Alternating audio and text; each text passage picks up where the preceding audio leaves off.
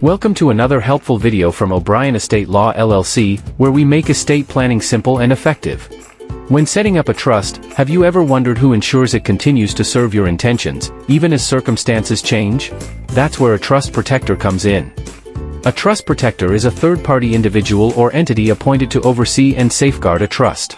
They provide flexibility and protection, ensuring the trust remains aligned with your wishes.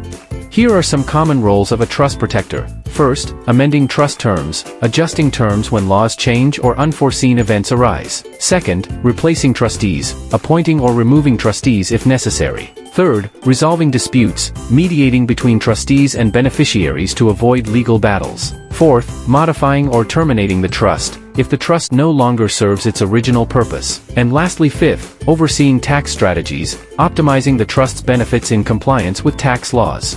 Having a trust protector can add a valuable layer of assurance and adaptability to your estate plan. However, it's important to note potential risks like conflicts of interest or legal challenges if a protector oversteps their authority.